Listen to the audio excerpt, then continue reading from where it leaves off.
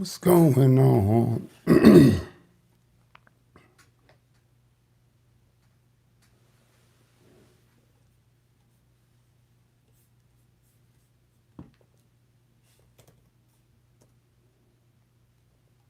See, let's get started. Oh, what's going on now? See, this is something that I ain't heard. What's up, YouTube? Welcome to the channel. Another episode of the GOAT TV with the securities are.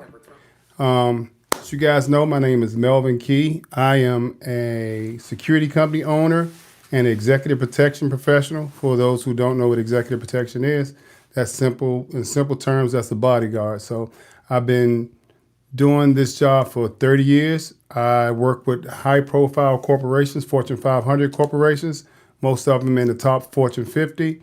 I train their agents to protect their executives, some of their agents to protect their executives.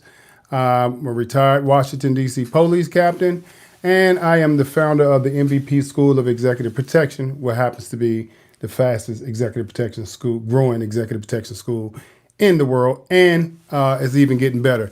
As for you guys who don't know this, I also I established an exclusive partnership with BMW, the BMW Performance Driving Center, where we train all of our agents and agents from all around the world how to be executive chauffeurs and security drivers. So I think one of the words that people would say is security driver. But if you do a Google search on security driver, what you're going to do is you're going to find something. You're going to find programs or drivers for a computer system. So a security driver, that's what they call it. So it's really kind of hard to say secure. 1 second, y'all. To say security, security driver, and people know what you're talking about. I mean, with security driver, you can get it confused with other things. So we say executive chauffeur.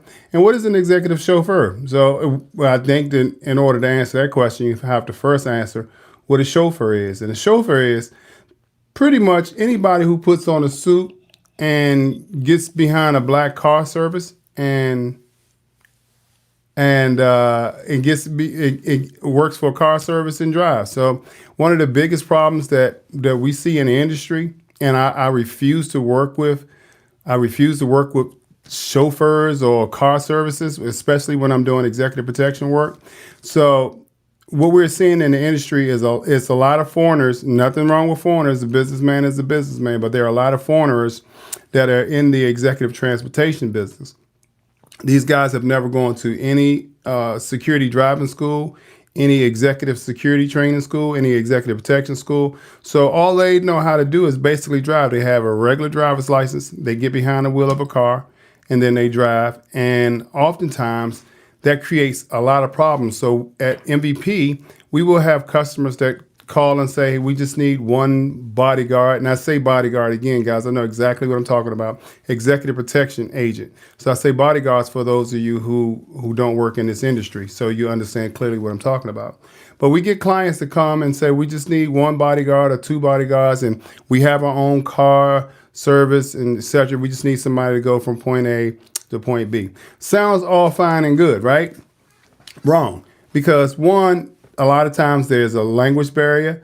Sometimes, I'm not gonna say a lot of times, but sometimes they have vehicles that are dirty. Sometimes, and all the times, they don't know what the emergency protocol is and couldn't get you out of a jam if you got into one. So, for example, when we work, I refuse to work without a person who's not a security executive chauffeur. I say security driver, but that's their function. But their title is executive chauffeur. I refuse to work with them because if the shit hits the fan, and let's just say we get into a shootout and we need to go to a hospital. I'm not sure how many of you all in here work in security or law enforcement, or even some people a lot of people in law enforcement don't know this, or EMS.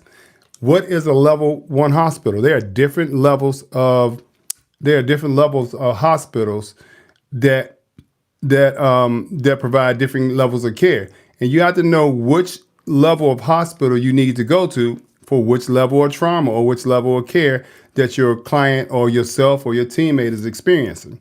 And what we always say, because level 1 is the top dog. So you go from level 1 to level 4, but level 1 is the top dog. They have all the specialists in there, all of the surgeons, ICU, and it's a level 1 trauma. They call it a level 1 trauma center. So if you get shot, stabbed, flipped over in a car, crushed, broke, and that's level 1. That's where they're going to take care of you. That's where they're going to save your life. Most level 1 hospitals have a helipad on it. So the helicopter, if they land, so if you were in a traffic accident in the middle of a highway, a landing highway, or a football field nearby, load you up and then fly you over to a level 1 hospital. Now, if the driver doesn't know where a level 1 hospital is, that becomes a problem, because in the middle of a crisis, you don't want to have to be explaining where to go and how to get there. So the people that we work with are trained. Not only are they trained, if we get into a pursuit or somebody starts chasing the vehicle, a la Lady Diana, Princess Diana, when she died, paparazzi was chasing her. They got into a horrible accident. What skills does the driver have? What certifications does he have? What level of communication do you have on his own? The driver, do they speak good English? In my experience, I've run into a lot who don't. Do they? And then 2, how do you communicate with the driver? So if you need to go into somewhere with your principal and then come out, then we have to exchange numbers, I guess, with this driver. Oftentimes I find these guys are on their phone, they're watching Netflix, their cars are dirty, there's a language barrier, and they don't know the protocol for a level of security that the people that we're working with. So I always say, when you're working on a protection detail, bring your own driver, bring your own vehicle. I don't work with nobody who I don't trust. Well, I can say that one that I don't know, and if I don't know you, I definitely can't trust you. So at the end of the day, I want to get my clients home, my principals home, but I also want to go home my damn self. I'll take a quick minute to acknowledge everybody that's on the live. Demon Hunters, thank you for joining. Big Dog, thank you for watching my lives, man, my videos. I appreciate it. I really do, man. I'm really trying to, when I set out to do this, I'm a little bit tired today. Been an exhausting day, and tomorrow I'm traveling.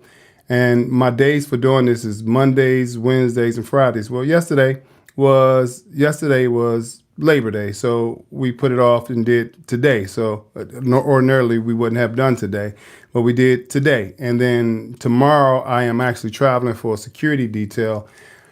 If I come on, it's going to be for a short while. It's going to be a short while for maybe between 10 and 10:30. So we'll just talk about a couple of topics. Today is just really, I'm just going to give you guys some tips about the executive protection industry. But more importantly, if you need to know something, you have any questions, this is a question and answer thing today. So you can ask a question about the industry, and I'll give you the answer. But I've been doing this for 30 years. I'm primarily on Capitol Hill, and primarily with high net worth individuals, people who have a lot of money. The last guy I worked with, he was a billionaire that he actually came here to loan money to the United States. So that was interesting. And we drove him around in a bulletproof or armored Maybach. Very nice guy, very cordial, very generous, took care of me. I enjoyed working with him. I also work with people on the Capitol Hill. The Secretary of the Army is one of our clients, and we work with a corporation that actually is coming into town. They're coming into town on this weekend, so we started a job with them this weekend. I got another job with a bunch of politicians on Capitol Hill tomorrow. So, not tomorrow, Thursday. So those are the level of clients that we work with. But I can talk about that level, but there are some general questions about the executive protection industry that you guys may have. And I want to be able to answer that question. That's why I started this platform. Trust me, I love doing executive protection work. I love flowing with my clients, with my teammates. But I also love looking at these videos, these people, you guys, if you get any videos, send them to me. I love looking at these videos and breaking it down. And honestly, I have people who have become very upset at me about breaking these videos down, right? Just explaining where the agents went wrong. They feel like I shouldn't do that. Like, I'm like, but ESPN, if you watch a football game, a soccer game, a baseball game, a boxing match, a swim contest, a boating tournament, whatever they do, tennis thing, there's going to be somebody that's on the backside of that giving a review, critiquing. I can say criticizing because some people are like, oh, you criticizing people. I said, no, I'm not criticizing. I'm critiquing. Critiquing and criticizing are two different things, but I'm critiquing what went wrong because we all can learn from what went wrong. And most of the videos I post is of people getting into and getting out of vehicles, and getting into and getting out of vehicles and entering and exiting buildings are the most dangerous times when you're working in executive protection. So when I get those videos, I'm all over top of it, right? I have one now that I'm working on for Jeff Bezos. Actually, I think I'm finished that one. It may already be uploaded to YouTube, but not released yet. So maybe it'll debut tomorrow or between 3 and 6.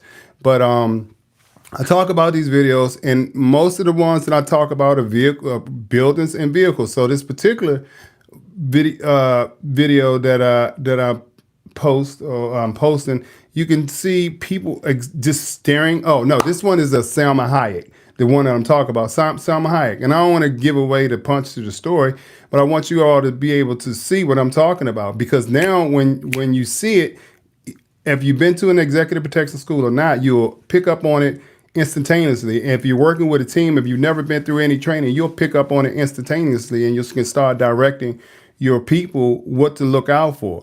Most of the clips are getting into and out of vehicles, and you got guys who are just staring down the client, right? We got a whole environment, but you got 3 guys standing around the car, and they're all looking at the principal, right? So what are they looking at? I'm just really trying to understand, what are they looking at, because the principal is not a threat.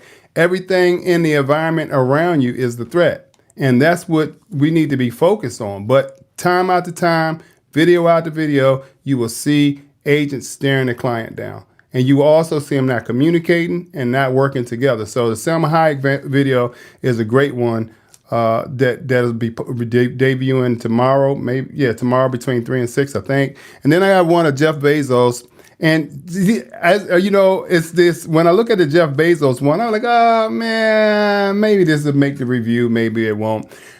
But it's the very subtle things, and because I've been doing this so long, I key in on it. But on this particular Jeff Bezos video, Jeff and his wife, Lauren Sanchez, were coming out of a restaurant, I believe, and they had 2 agents with them. It was very subtle what happened, but when you watch the video, you will understand clearly why I reviewed it. Because there are some things strategy-wise that the agents done wrong. There were some things procedural-wise that they did wrong.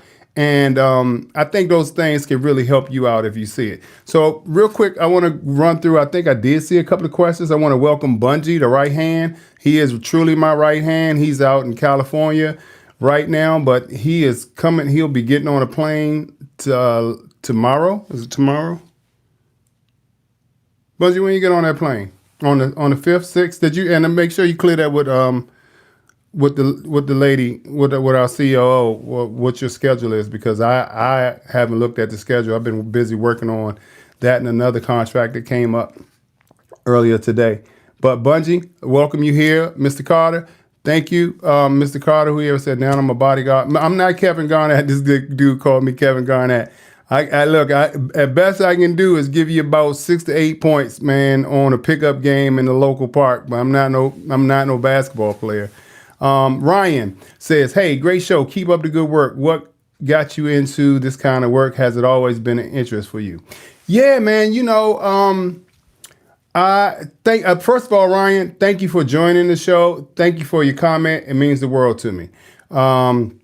So I got into this business. I was a law enforcement officer. I was retired as a DC police captain at the age of 35 and 2004. And when I started the company, I was like, okay, well, I'm 35. I mean, I'm retired at 35. Just imagine that, being retired at 35. I have all of my faculties, and I have plenty of life in front of me. So what do I do? What do I do? And I could never imagine going to sit in somebody's office and take orders for somebody, because I was a leader, a high level manager at a young age. I was a sergeant at 23, a lieutenant at 25, and a captain at the age of 29. So I was used to running 400, 500 people, being in charge of things. So I said, okay, I'm good chief, but a terrible Indian. So I'm not going to, I'm not even going to consider having a job with someone else. So what did I do? I said, okay, I do what I know to do best: protect people.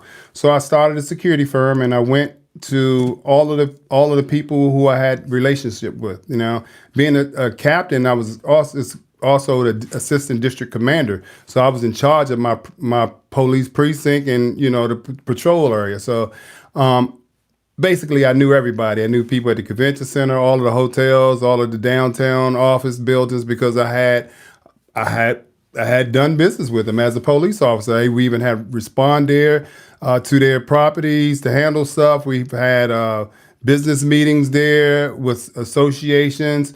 So after time being in certain areas, you get to know a lot of people. So that's what I did. Once I knew I was retiring, I retired from post-traumatic stress. I was involved in 7 shootouts in my career, 2 fatal. And I decided, okay, I'm going to do what I do best: protect people. So this is a kind of interesting story, because I reached out to a couple of people, a couple of family members, a couple of friends, and I said, hey, listen, I'm going to start a security company. They was like, yeah, cool, let's do it. And I collected all the information. I was doing all of the groundwork, and then we were supposed to meet at a library, and everybody was supposed to, you know, talk about how to orchestrate this company. Now, here's the two of the people were my actual cousins. I think they knew they were coming. That they were supposed to be coming collectively knew that they were supposed to be coming to the meeting. But the other people were police officers that I had worked with in the past. And I was like, hey, man, you'd be good. You'd be part owner. Nonetheless, I got to the meeting at the library, Oxon Hill Library in Oxon Hill, Maryland. And I got there, and I was sitting in there. This is 2004. And I'm like, hey, the meeting is at 10:30. And nobody shows up. So I'm like, nobody's here. I'm calling people. They don't answer their phone. It's like they all got together and said, let's not do this. That would have been, that could have possibly happened, but all of them didn't know each other. Only my 2 cousins were the only 2 people who knew each other. But none of the people answered the phone. So I'm sitting there in the library, and I said, F it. I'm just gonna do this myself. And I started a security firm. So one of the very first people that I worked with as an independent, was Pastor John Hagee out of Texas, San Antonio, Texas. But he's an international minister and had an international ministry. But prior to that, working in the police department where I worked at was downtown districts. We had a lot of relationships with the State Department, the Secret Service, and we were pretty much on POTUS as president of the United States as a POTUS motorcade all the time. So I got to know the people in the Secret Service, people in the State Department, and other agencies who did protection work. When a lot of those guys retired, they started their own security firms. And initially, I've never gone to an executive protection school, but I learned from the people who are actually protecting the president and the vice president. So that's how I got that's how I got my roots in it. And once I got my roots in it, I loved it. So I got back when I retired.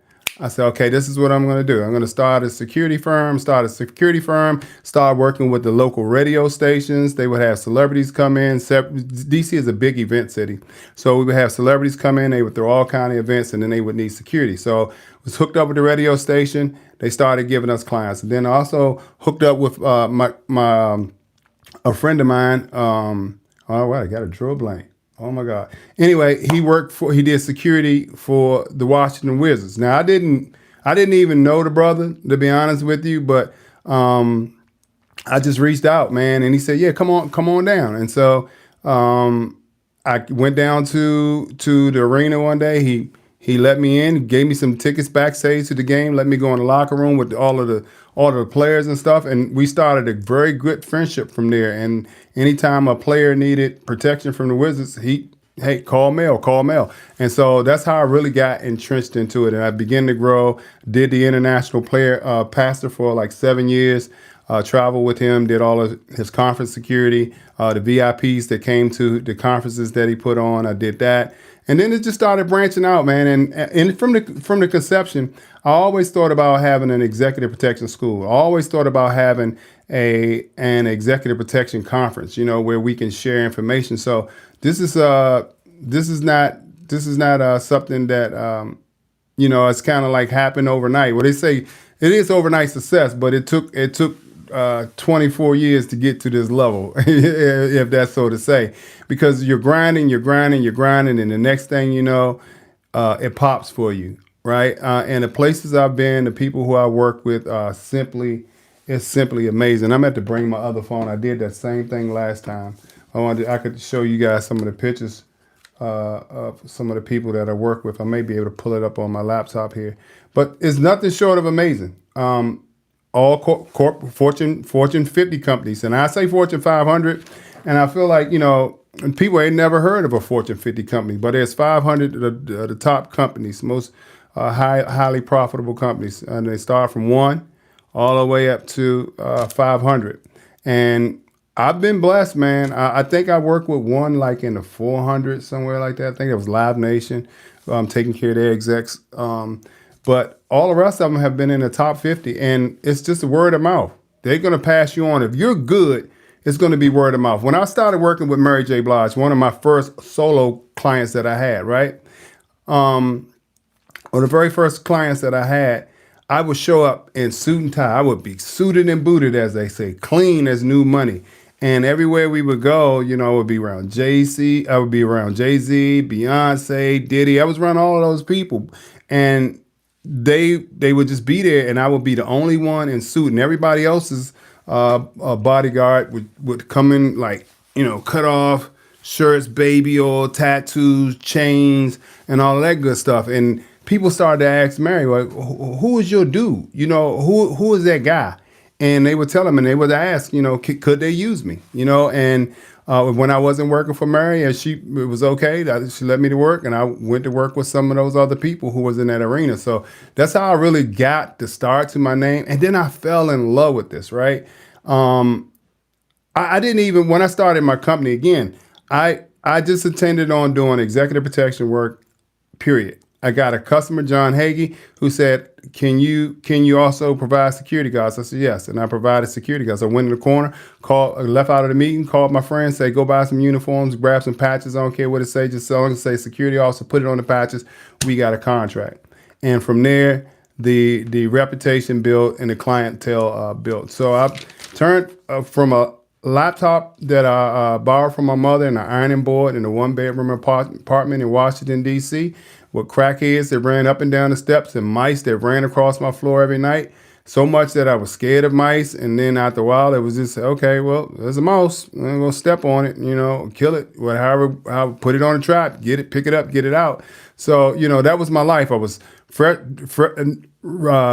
retired, freshly going through a divorce.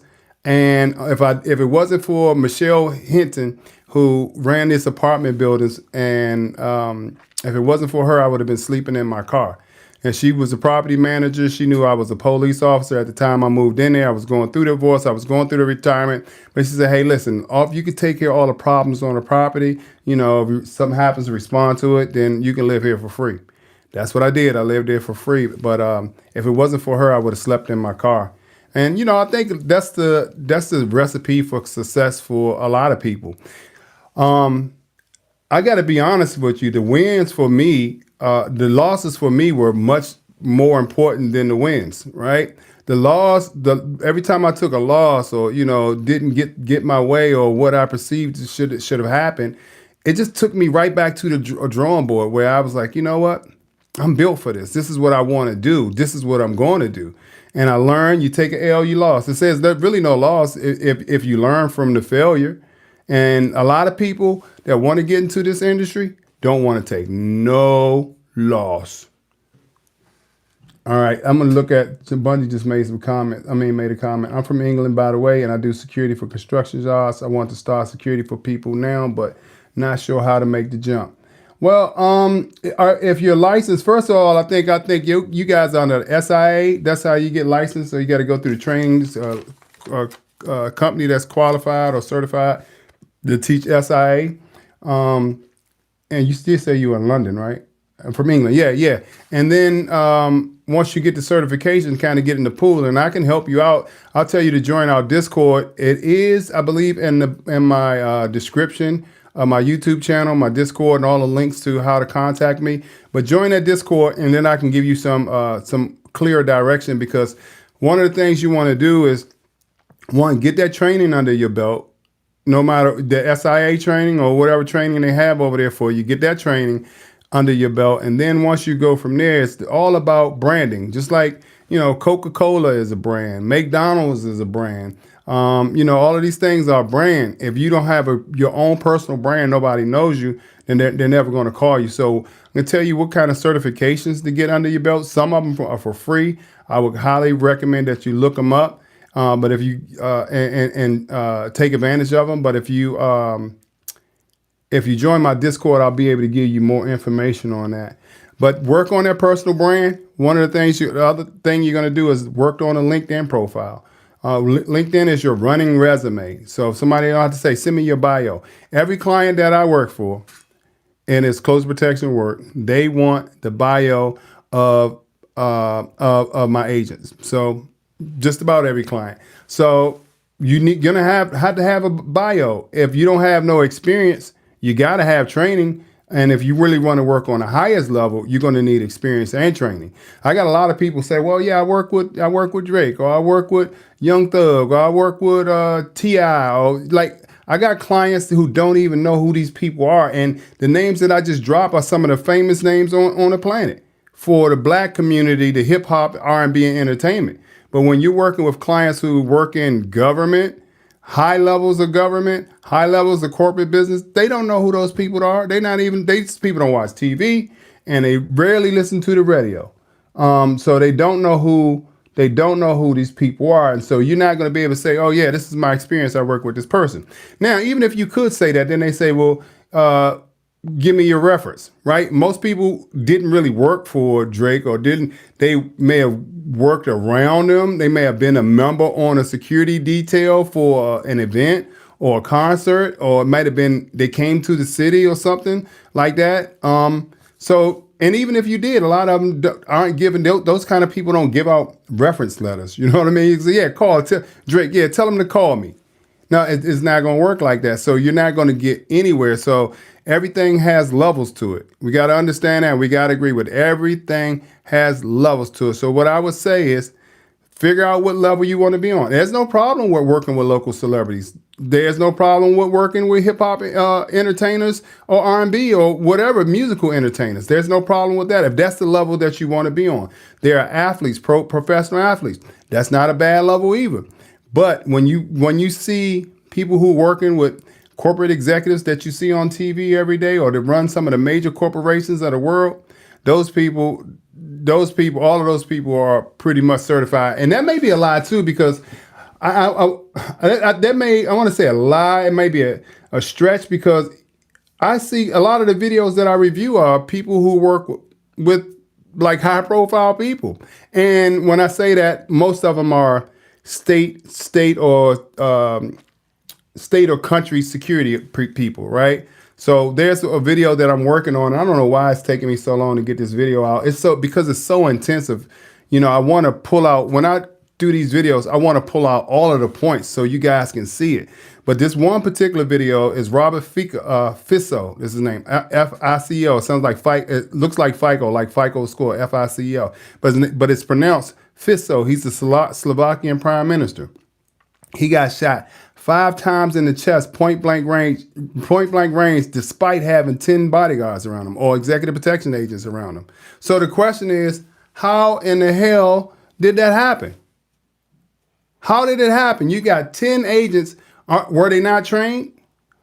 Or how about Lee Jae Myung, who was North Korea, South Korea's opposition leader. He's going to give a press conference. He's surrounded by a group of people, surrounded by bodyguards, but somebody takes a knife and stabs it right in his throat on camera. That's on my YouTube channel too. Or Cristina Fernandez, the vice president, former president and vice president of Argentina. She gets out of her car. Her house over the car surrounded by hundreds of people. She has bodyguards, agents with her. As soon as she gets out, a man comes up to her, sticks a gun in her face and pull the trigger. It goes click. It goes click, not bang. It goes click. I don't know if the gun malfunctioned, if the Lord was on God, it was on the side, the universe was on the side, Buddha, Allah, whatever. I don't know if one of those, she had that going for her, or the guy just was nervous and didn't chamber around. Nonetheless, but she would have been dead right there. And there are countless videos like this on my YouTube page. And why do I talk about it? Because this is real life, but these people are supposed to be, high-level security agents working for these people. When I can tell you this is not always true, especially in other countries. And it happens here too. You see it with the Governor DeSantis down in Florida while he was campaigning for president. He's on stage talking. You got his bodyguards tackling people. It's just so insane. You say, well, where did these people get training at? And you can watch their body mannerisms, how their posture is, how they communicate, how they move, that these people haven't had any training at all. Most of them are police officers. They say, hey, you Johnson, tomorrow you're assigned to the Executive Protection Unit. And you go to the Executive Protection Unit and you have people doing on-the-job training for you who pretty much have never gone through any formal training at all, but they've been trained by the people who've come before them, right? But how can you say we're protecting high-profile people? Watch any of them, anybody moving with a mayor, anybody moving like on that level, and tell me if you see perfection. So we aim for perfection here because perfection is protection. And so when people say I'm criticizing people, I'm not criticizing people. I'm critiquing so that we can learn. I don't have a bone. I don't even know you to criticize you, but to critique so that you can go out here and that you don't get killed and your daughter, your wife, your girlfriend, your husband, they're waiting for you on the other side that you walk through that door at the end of the night. That's what's important to me. So that's something that I want to talk about with the executive protection agents industry that's going on right now. I was watching all the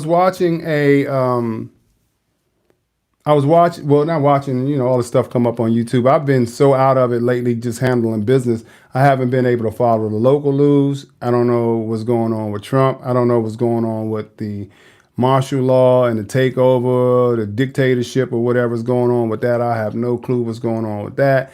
I don't know what's going on with Epstein, and that's something that's dear and near to me. I just haven't had time to follow it.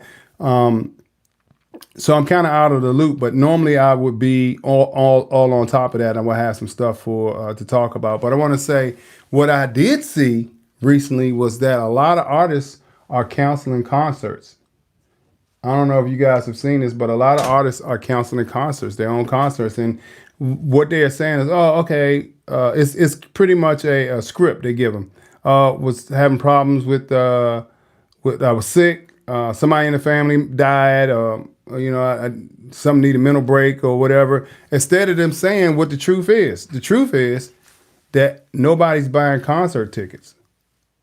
Nobody's buying concert tickets. The only people who can sell out a concert is a Drake, maybe a Bruno Mars, definitely a Beyonce. I'm not even sure if Jay-Z could sell out a concert right now, but do you have to really be a big name? Kendrick Lamar could sell one out, but they said some of these guys had sold 10 tickets. And they saw Bobby Smurda was one of them, sold 10 tickets to his DC show, and he eventually had to cancel the show. So here's the thing. I don't know what you know about the music industry, because this is going to affect a lot of you guys. So you see all these guys, especially on the Instagram, executive protection agent, bodyguard in their profile. They're talking about this, talking about that. But all these guys work for the same people. It ain't that many damn celebrities, rappers and entertainers out there. So, you can really kind of name them in a handful. And if you don't see them all the time, they're not really making no whole lot of money. If they get a record deal, they give you $1 million. And that's for travel, that's for wardrobe, that's for mastering and mixing, the engineer, that's for the band, that's for the chains, that's for your video, that's for the CD design cover. They don't have CDs no more. So all of that money goes out for your management. All that money goes out, but the artist gets $1 million check, and then once they buy a car, a couple of gold chains, and a watch, and they hold the money up to the money phone up to their face, they're broke, man. I'm just telling you that they're broke.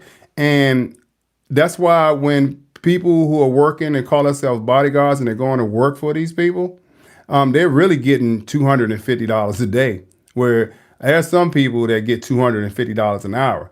But you have people who are getting $250 to $350 a day to work anywhere from 12 to 20 hours a day.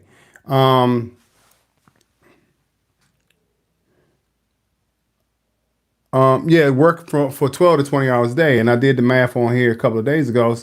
I think for 20 hours or 18 hours at $250, I think it was $13.33 an hour, something to that magnitude. So these guys aren't paying you like that, and working with entertainers is high risk. They got a lot of them are from the streets. If they're not from the streets, they got beefs with other people. They got a whole lot of stuff going on, and smoking and drinking and partying. Like I said, Diddy was on ketamine, cocaine, pink cocaine, Adderall, all of these different drugs, right? He can stay up for 4 days on end. And if you're protecting him, if he's up for 4 days on end, you're up for 4 days on end. But you can't go in there, pop a ketamine or Adderall or some cocaine or speed or whatever to get you up and keep you going all for 4 days while he's up and at it. So what do you got? Red Bull, coffee, Monster Energy, goat food, fuel, or something like that. That's all you got. And you got to compete with that. So it's become such a hard task, and you're flying. You're going from here to here to here to here. We had a client last April who flew into town. Really nice guy. I really like him. But he called me later and said, "Hey, I want to hire one of your agents." And I said, "Okay, well, cool. This is how much the agent." They said, "Wow, that's a lot of money." I was like, "Well, this is how much money they get paid over here. I'm just trying to tell you what they get paid over here. I don't know what you're paying, but understand this person not only works for me and makes a lot of money, but they have a regular full-time job working with Congress as an executive protection agent. So for them to leave me or leave their full-time job, that's going to take a lot to get them out of it, to pay them." And so this particular artist, when they flew into DC, I remember clear and vivid. It was like 1, 2 o'clock in the morning. We went and picked them up from the private airport. We motorcaded them back to DC. And once we got to DC, they went to their hotels. They went to their hotels. We did whatever we had to do. We went to sleep until the next day. The next morning, 8 o'clock in the morning, 9 o'clock in the morning, they're starting to move, and they got sound check. They got a concert to perform. They're going to go see different things, all of this good stuff. So now we're moving around with them. When they finish that, then they actually go to the sound check and all that good stuff. Then they actually show up for the concert. Now, not only do they show up for the concert, they're there for the concert, but they get back on a plane with their personal security and they fly to another city. And then that agent gets off of that plane, and then he starts handling stuff in another city. But they had come from another city when I went to pick them up. Got to DC, maybe slept 5-6 hours. Then they worked all day. Then they had a concert. Then they left the concert and went back to the airport, the FBO, fixed base operator, that's a private airport. Went back to the airport, got on a plane, and flew to another city. So the job doesn't end. They work pretty much 24 hours a day. And what I was asking, I want to say $1,000 a day. I think that's what I told them was, and they thought that was too much. I'm like, well, listen, partner, you ain't gonna get this one right here. And $1,000 was cheap. I think I was giving them a discount. But here's what pisses me off, right? That same client flew 2 jets to Washington, D.C. One for themselves and their family members, and then he had a jet for his band. This is for the band. But when it comes down to security, it seems like everybody like got holes in their pockets, or they can't find the money or can't justify the security. And I'm asking, man, if you were working in security, like, or you're not working in security, you need to hire security. Like, the first thing you'd be asking is how much it costs? I mean, I'll just be honest with you. Now, if you had something to compare it to and say, wait, that's way too much. But what happened is the industry is so watered down. People in this industry don't know their value, and they don't know their worth, and they don't know business, and they don't know how to build themselves. So, when one guy's saying $1,000, $1,500, $2,000 a day or whatever it is, this particular, somebody else comes and says, I'll do it for $350, $500. So the person, I mean, I don't know these baby rich people. I'm telling you, this guy flew 2 jets in the DC, but they'd rather take the 350 guy than the 1,500, 1,000, whatever guy. I don't get that when your life is on the line. I want to know, do you know martial arts? Can you shoot? You ever been in a fight? You got any training certifications? If I get shot or stabbed, can you patch me up? Stop the bleed? You got any tourniquets? You got anything like that? You got driver certification? Those things. See, they don't want to ask those questions, because if they ask those questions, then it's going to justify your price. And you guys need to be able to justify your price and stop walking in the doors trying to, just get on with people. And it's always like, okay, yeah, well, let's just do this one, because if we do this one, then we can start a relationship and they're going to take care of us down the road. Let me just dispel that myth for you.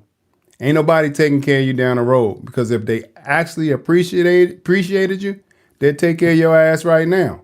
They will value you for who you are and what you bring to the table and pay you right now on a contract that they're trying to hire you for, or they've hired you for. So for me, it ain't no deals. It's take it or leave it. And that's it. I just rather sit home. Now, I mean, that's just really what it is. It's take it or leave it. I just would rather sit home, because this stuff can be taxing. It can be long hours. But for the most part, it's not what you all see on TV. It's not that. It's not beating up people. It's not, hey, excuse me, get out of the way. No photos, please. None of that stuff. The real people who get the real money, like I said before, if you're going somewhere and you're working with somebody high profile, by the time people recognize who you are already gone. That was Beyonce. Damn, I think that was Beyonce. Y'all, was just Beyonce. Beyonce just went. We already gone, because we planned everything ahead of time. We planned everything ahead of time. We call that advanced work.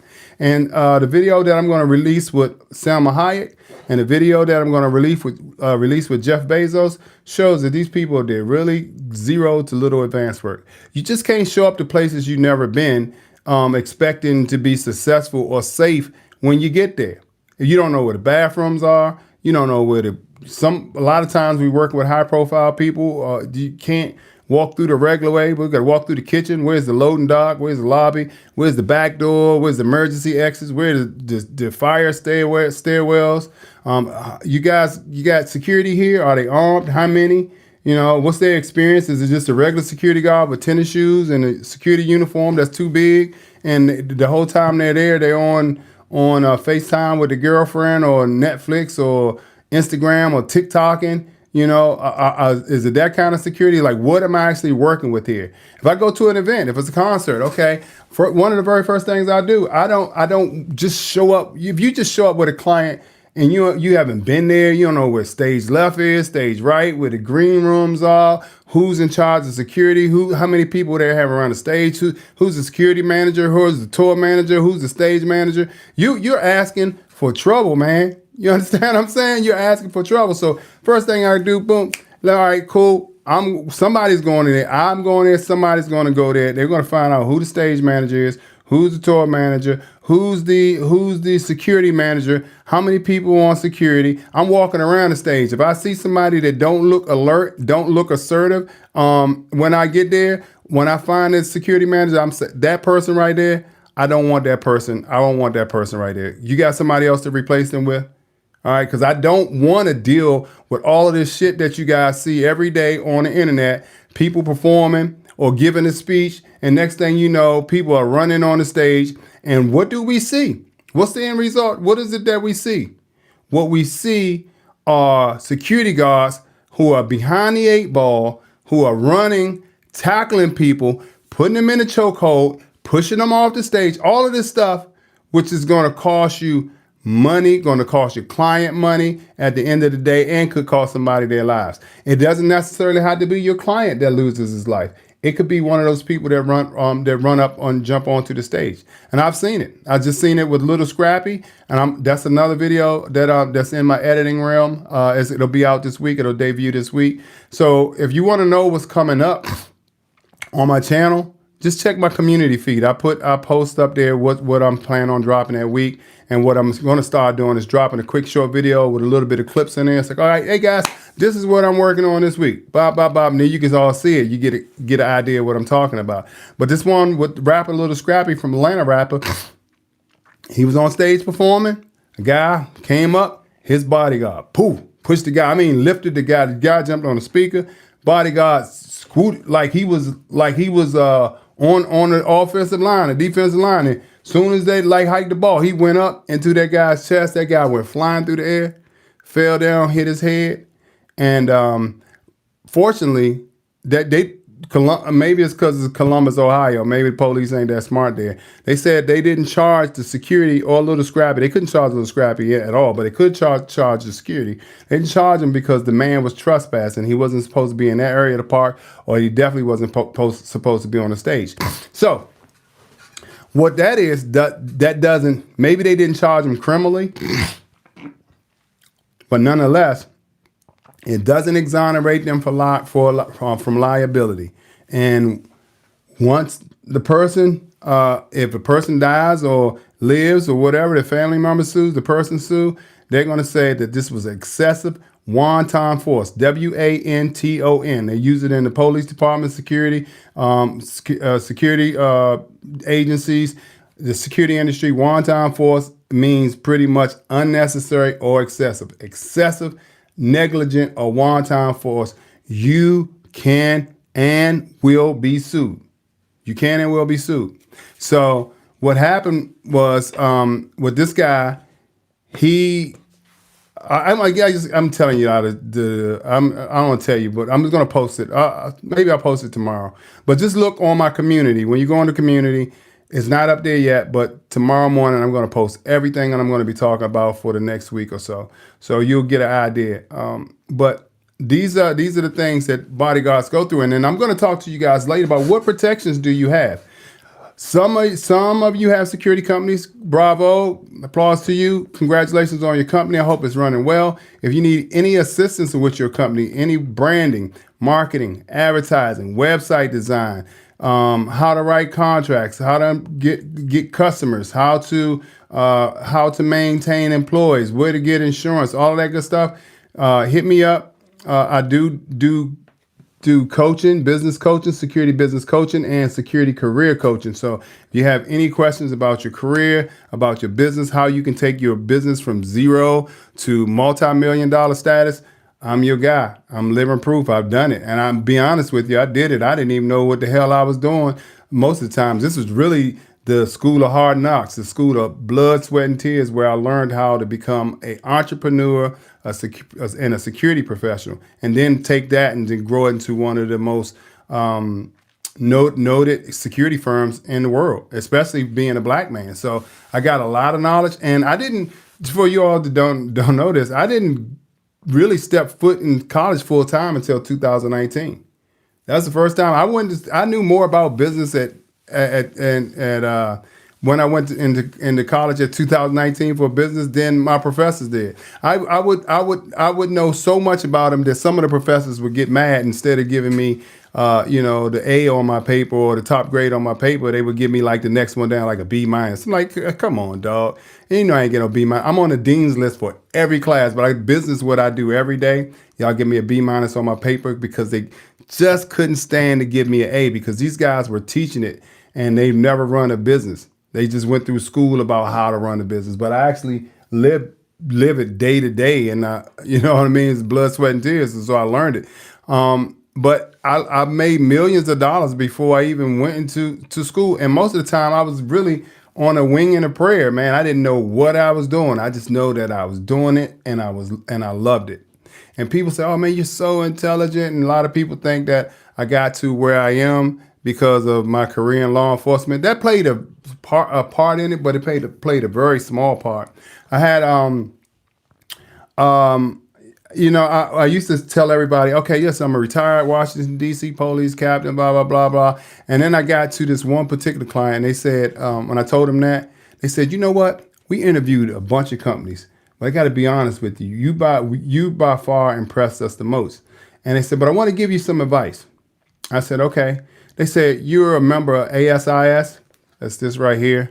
That's actually, I don't know if you guys can see that ASIS. But anyway, these are study cards I'm actually studying for the CPP exam. My CPP certification expired, so I want to get that back before the end of the year. CPP is one of the highest security certifications for private security that you can have. Most of the people who work in executive protection and work in the security bodyguard industry don't even know what a CPP is or ASIS. It's the American Society for Industrial Security. And that's where the movers and shakers are. So I took that certification. Once I put that certification on my LinkedIn, on my signature, in my email, in my bio, when people started to see that, they said, you know what, we want that guy right there. It's like they knew that I took the extra step and that I had the knowledge and experience, not only experience, but the knowledge to put together security organizations. I can put together a company from scratch. I'm talking about very scratch. I can do it. That's including the infrastructure, the people, the equipment, the resources, the curriculum, the standard operation procedures. If you're building, that's if you're building a corporate entity, a corporate security outfit. If everything, hotel security, construction security, event security, crowd management. I can build your whole company out there. Even in executive protection, for executive protection, I built executive protection programs for corporations. So, I mean, this is something that I can do. And if you're interested in growing in your security business or growing in the security field, I recommend that you get to the description page and book a session. Tell them, book a session. It'll be well worth your money. It'll be well worth your money. But I learned a lot, and most of the time I had not a clue what I was doing. So people were like, "Oh, he's just got this because he's a police officer, police this that." So I was saying. So I was telling you the guy. But people would say, "Yeah, I got this because of police officer." So I went and had that interview, and the guy says, "You had the most impressive interview." But what I would tell you, don't say anything about the police, you being a police, until the end. And I was like, okay. So he said this is why not everybody likes police. Okay.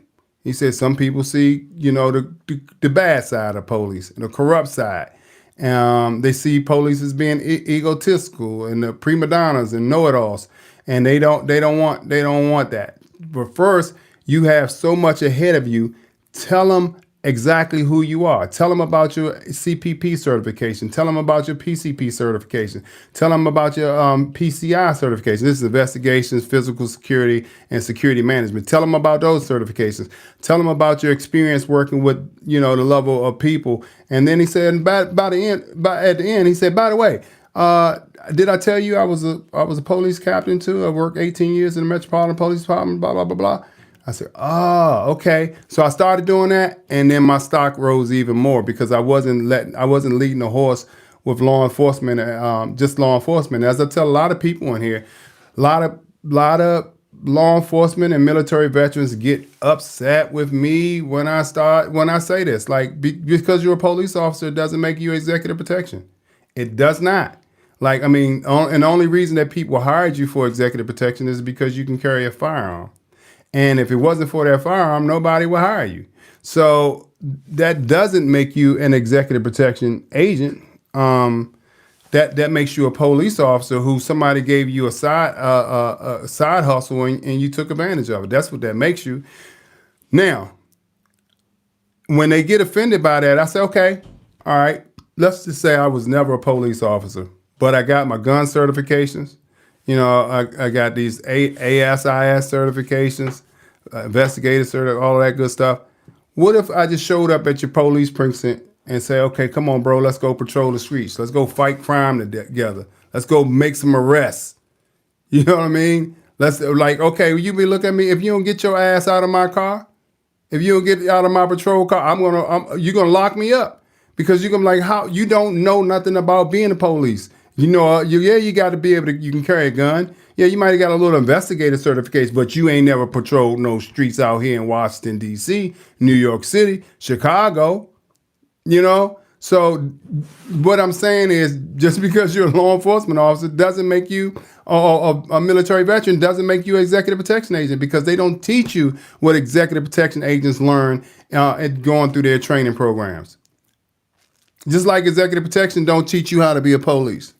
So, that's a big myth. And another one is, I talked about that firearm. The firearm is meaningless. If you got to pull out a firearm in the midst of an executive protection detail, you have sorely and horribly failed at your job. And I mean, being short of what I want to say, you definitely should be fired. But, you get whatever's coming to you if you have to pull out your firearm during an executive protection detail. Because all of this is about planning, man. All of this is about planning. I like to show up, look good, my suits and stuff like that, and walk in with my principal, and they be like, oh, man, you guys are great. I say, because they just think, the principals, a lot of principals have no clue what you do before you get there. They have no clue that you went and swept their room. They have no clue that you went and ran these routes 3 or 4 times to find out what kind of hindrances were on the route, if there was construction, if there was going to be a delay, if there were any choke points. They don't know nothing about that. They don't know that you flew out here a day early or 2 days early so you can meet with the general manager of the hotel and the security director of the hotel and the restaurant and the corporate office that you're going to meet to. They have no clue about none of that. So when you show up, you just look good, and they look good, and they know that you handle business, but they don't know what kind of ropes you had to jump through, and loopholes you had to jump through, and ropes you had to jump over.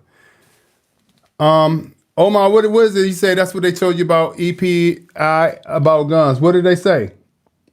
I forgot what I said. I said a whole lot, but I can just tell you, guns is not a big thing. It's going to be a big thing, because right now, and I've said this in previous lives, and we got 3 minutes. So if you guys got any questions, ask them now, and I'm going to jump off.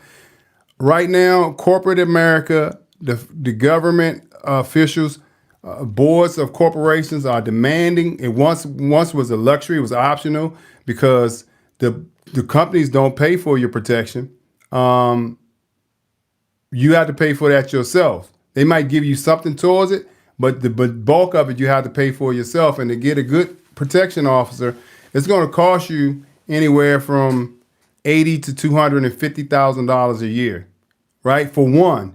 But in order to have an effective detail, you need to have a driver, a certified driver. You need to have an advanced agent, and you need to have at least a close protection agent. So you need 3 people. So we're talking about $150,000 a year per person. That could be easily $500,000. And a lot of these corporate executives don't want to give up the $500,000. They would rather give up their life or take the chances. So that is kind of how that works. But now that they're under such attack and such duress that they are actually hiring people. They are hiring agents like crazy. So right now is the best time in all history in the United States, and probably even in America, to become an executive protection agent. It is. So I highly recommend. I think Bungie just put up the school here, our school. Our next class is in DC. I would just say get to my website as fast as you can and sign up for a course. Now, my course, we train about 100 people a year. And a lot of those people go on to work in the government and corporate businesses. A few of them go on to work with celebrities. I got a couple that hopefully will work with us on this detail coming up. But those guys came through the class in 2023, I believe, 2023, 23 or 24, and they've been traveling ever since. I haven't seen them. They've been to more places than I've traveled all over the world. These guys, I mean, more places in a year than I've been in almost all of my time. And so I'm so happy for them, and I'm happy to see that when people put in the work, that the results come out. So right now is the best time to get into this profession. I'm telling you, it's the best time to get into this profession. Let me see if I can find these pictures. If not, y'all hold on. I'll go back and I got some pictures in this joint. Y'all can probably,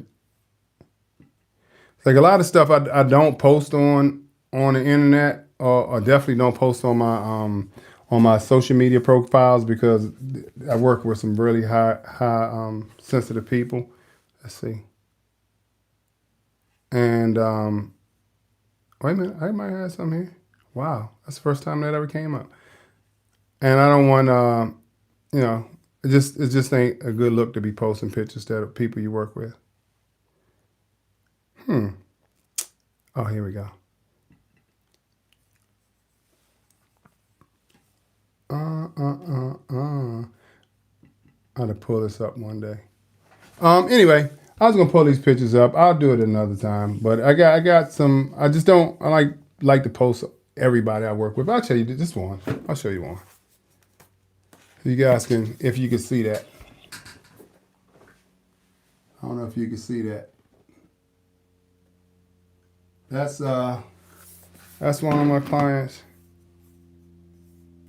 Let's see.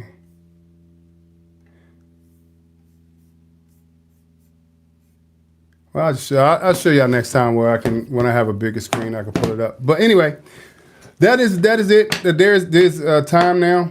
Times now. We could talk more about anything you want.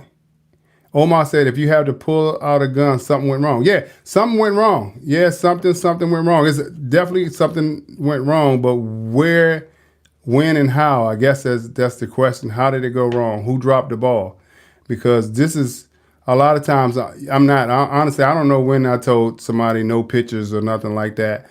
And I always see like this Selma Hayek thing that I have, where people are going, they just walk. This guy walks right through 8 bodyguards, at least 8 bodyguards, walk right up to the principal. And I'm like, well, how the hell did that happen? But if this person had a gun and he didn't want to autograph or selfie, that it was good night Selma for the duration. But how does that happen? And a lot of it, the way these security details work, it's like, hey bro, I just got a call, man. I'm gonna get this client, blah blah blah, whoever the client is. But I need like 3 more guys. Can you do this detail? That's how most of the executive protection details work in the United States. It really is. And like, yeah, sure, I can do it. And they go put on a suit and they go out and they have not a clue what they're doing. And every video that I post and you watch, you can clearly see that these people don't know what they're doing. And that will not only get your client killed, it'll get yourself killed or one of your teammates. And that's not what we want to happen. Anyway, ask the questions, guys. I got a lot of answers. I got a wealth of knowledge and experience in this industry. I love to see you excel. Scared money don't make none. Make sure you get into a class. I don't have to promote my class. My classes promote themselves. But get yourself into a class as soon as possible. Let's get these certifications up. And I can tell you the other certifications that you need to be a valuable agent, to really to pretty much dress up your resume so people will be willing to hire you.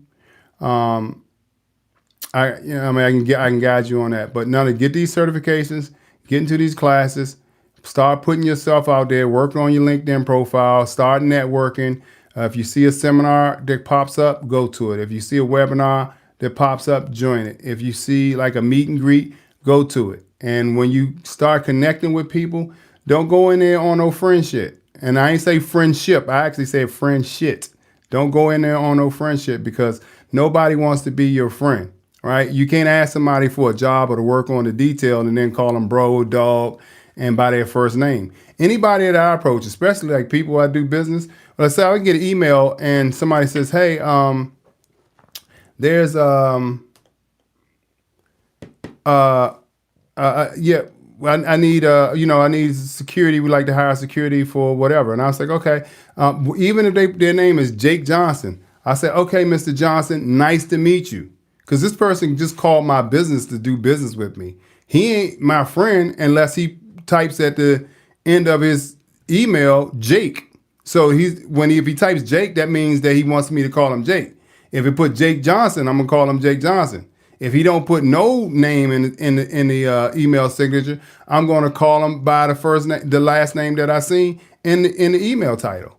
So just really knowing how to conduct business will get you far. It will get you far in this business because there are so many janky people in here, and so many people who really don't put their all into it, and they want to bullshit their way through this business. That's not going to work out for you. It'll get you so far and get you about $250 for an 18-hour day. That's about as much as it's going to get you.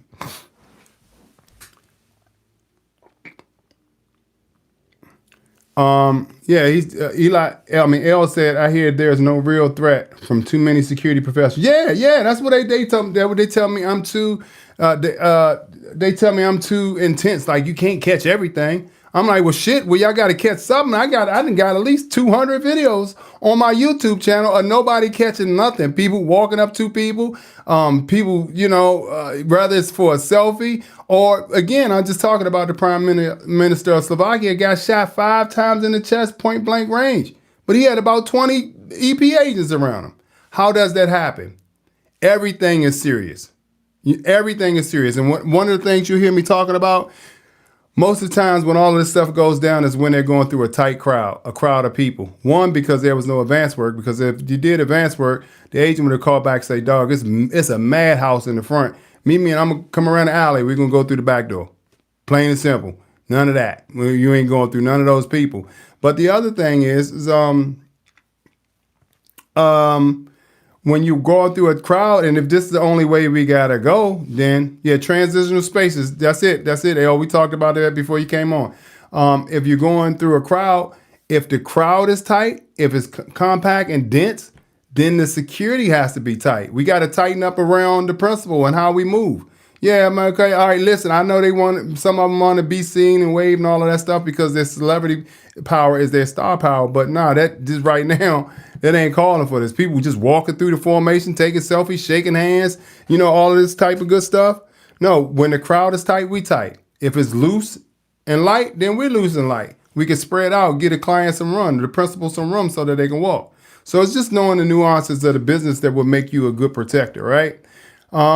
This has been really, really good. I appreciate all of you who are stuck around. Mondays, Wednesdays, and Fridays are when we do this. If you have a topic that you want me to talk about, send it to me. However you send it to me, DM, Instagram, YouTube, TikTok, Discord, email. Just send me the topic or send me the video, and I'll break it down. And if you have a question, the same thing. Also, reach out to the right hand. That is truly my right hand, Bungie Adams, and he'll tell you that answering a question is worth $1 million. Omar has a question about what is your opinion on MB schools that train for a month. Oh, okay, all right, cool. Here's Omar. I want to answer that, but I want you to answer it because apparently I think we probably feel the same way about it. We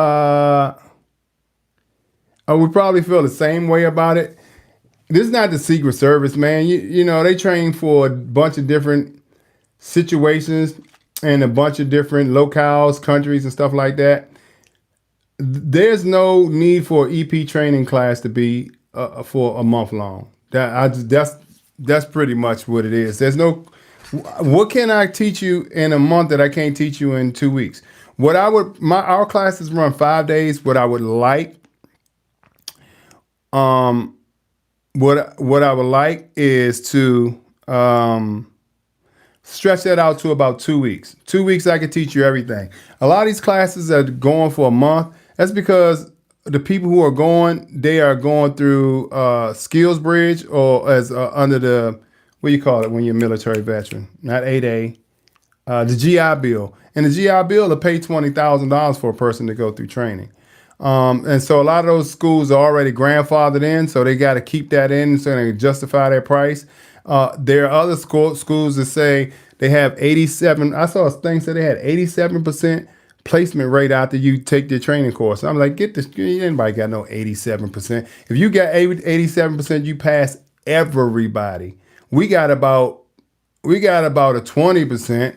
About a 20% pass. Like I say, people who actually go on to be successful. 87% of the people, I wouldn't want to put those people in with no principle. Not of mine. So they I want to say they're lying, but I believe they're stretching the truth. So as part of that 1 month program, they teach you OC spray. OC spray is pepper spray for you guys don't know.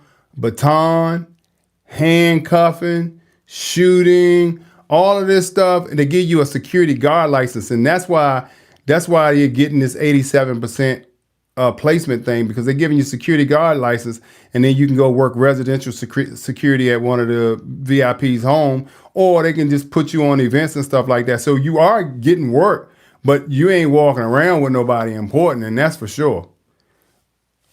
Yeah, that's right. They just take them. Damian Merriweather said they just taking them guys and girls' money, and they barely getting work. Exactly, Damon. So you've been through this, or you know about it. That's what's going on. And for me, I don't promise nobody that you're gonna get no work, because I don't want to work with everybody, because everybody ain't cut out for this job.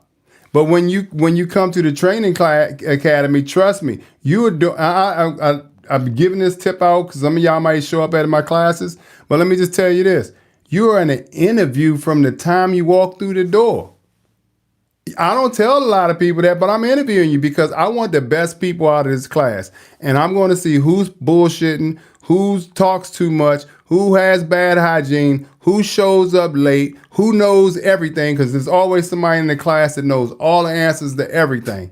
So we're given the interview process because and how you address myself and the other instructors. And I tell them, this is one of the very first things. You come to class, if you treat me like a friend, I'm going to treat you like a friend back. But please understand, that's about as far as this relationship is going to go. You'll never work with me because you didn't approach business like business. So yeah, the 2 weeks class is here's Bungie right here. 2018, I went through a 53-day course. It was a lot. Still didn't get a job. 2020, as one. There it is. There it is. Thank you, Bungie. Yeah, Bungie. That's what Bungie said. He did. He just came on live and he asked a question. And I don't know. I can't remember the timeline. He could tell you better than I. But very shortly thereafter, I could feel his character coming through and his passion for wanting to do this job through the screen. And I called him up and we had a quick meeting and I put him on. He lives in California outside of the Bay. And I called him up and I said, hey, man, we got an opportunity. Do you want to work? He said, yeah. Boom. He came. He did halls and walls for a principal. And then a couple of, I don't know, maybe a couple of months later, he came to an EP class, and we've been rolling ever since. And I got another job. I was going to tell you, go ahead and book your ticket for the fourth bunch, but you already booked. But we got another job that came in today. I would have put you on that job too, but I think I got it filled now. But Bunch, he's one of the first people that I call. Very first people when I got a detail. Because again, I'll take character over skill. You can teach skill, but you can't teach character. All right, got a couple of more questions. Okay, Damon said I haven't been through it, but I know some people who have. Yeah, it's. I want to say it's trash, because I'm not here. People look for the drama. I'm not here to bash anybody else's executive protection school. Whatever they teach is what they teach. But I see some of the people going to these courses. I see some of the videos of people who are supposed to be experts who are doing things completely wrong, and I don't comment. I commented on one guy's thing because it was so blatantly wrong on his YouTube channel, and he agreed to what I was saying. But these people are going through these classes and they're paying all this money. They're not getting the job opportunities, and some of the training is by far unnecessary. I'll talk about this part when you're going through gun training. All right, when you go through an EP class, If I spend 8 hours on gun training with you, because if you got a decent sized class, it's going to take you at least 8 hours. What you're teaching them is tactical firearm skills. And these are things that you need to learn on your own. I would rather take that 8 hours and put it into the fundamental skills that make people good executive protection agents. And a lot of that is the soft skills. I would rather teach you, we do jujitsu, we do some other martial arts through when we're doing this. But I would rather teach you that because this is the stuff that you're more than likely going to get into when you're out there on the field. You may have to put somebody in an arm lock. You may have to use a pressure point. You might even be on the ground fighting somebody. That is a possibility. But not to say it's impossible, but the likelihood of you shooting somebody on an executive protection detail is very, very slim to none. And when you go to do this training, you spend all this 8 hours doing this stuff, learning how to shoot, when you should already know how to do that. And you're learning how to shoot with people. Maybe you're on a team and you're jumping out of cars or you're doing evacuation drills. You'll never see these people again. You will more than likely never see the people that you train with again. And if you do see them, it won't be on the armed executive protection detail. So I feel that you should, as an individual or professional, you should polish up on your tactical executive protection training skills on your own, right? And then once you graduate and you started making a name in the industry, you start to pick up some traction, you start working on details with some of the people you see over and over again, then it's time to say, you know what? Hey, bro, we need to train together. And then you guys start going out to train together because more than likely you're going to be working together on a regular basis. That's the only time I would say recommend firearm training in an executive protection school. That's it. And if you want to go to an advanced executive protection school, if you went to a groundwork executive protection school, we teach a groundwork executive protection school in total about 8 days. It's like 4 days online. I think it's 4. We got like 8 lesson plans online. So it's like 4. Let's call it 11 days. All right. Let's call it 6 days online and 4 days on purpose. 10 days. 4 days in person. But those fundamental skills is what you guys learn the curriculum. And then when you show up on class on the first day, we do a review, do the review. All right, cool. Then the very first day, we ain't reading no books. We ain't flipping through no PowerPoints, none of that stuff. We out in the field practicing and perfecting what you're going to be doing as an executive protection agent. So 32 days, 53 days, 30 days is entirely too much for an executive protection school. 14 days is at best, and that's for an advanced course. And what you should be learning there is driving, martial arts, kind of redundancy, repeating over the formation drills, risk assessments, threat assessments, route planning, and security advances, advanced medical, be it AED, CPR, stop the bleed, those kind of things, all those kind of things. And of course, that should have the chauffeur school or the executive security driver school in that as well. And that's 14 days. All of the rest of the days is a waste of time. You know, I don't even figure out how people can take off that long. Jesus Christ Ministries says, what's the academy on? I'm not sure the question, but I think Bungie, you posted our website. You can go if you don't mind, Bungie, if you can post that again. Do you know that if you say rise up lights, it sounds like razor blades and I don't know what the fuck that means. Excuse my language, y'all. You should already possess these. Exactly, L. Exactly. You should already possess those skills prior to considering a a career in executive protection. That's plain and simple. A lot of people don't get that, but this is like I said, this has been great. I'm here to educate. We're here as a resource. Whoever asked about the class, Bungie just posted it right there in the bottom. Click the executive protection, the training link. Look at the executive protection link, training, and the upcoming dates. One is in December, October 23rd through the 26th. Then in December 4th through, I think, 7th or 8th or something like that in Miami. So check it out. Stay connected with me. If you have any topics you want to talk about, make sure you send it to me. If you got any questions, you want to grow your company, grow your career, then book a one-on-one counseling session with me. I'll coach you through like I've done hundreds of other people and help them build companies and build a lasting career in this industry, not just executive protection, but security industry altogether. All right. I want to go to sleep. I got a travel today, travel day tomorrow, and I'm actually driving. I'm not flying. So I'm gonna, and I still got to pack my bags too. So I need to get up out of it. I need to get up out of this piece, as they say. I love you guys. See you tomorrow. Tomorrow, if I do come on live, it'll be about 10 o'clock, 10:30, and it's only going to be for about 30 minutes. So set your notifications. And other than that, I'm out. Bungie, appreciate you, my man. I will see you on, what's that, Friday, Saturday, whatever day you get in. And let's go kick some ass and make some money. All right, y'all. Peace. I'm gone.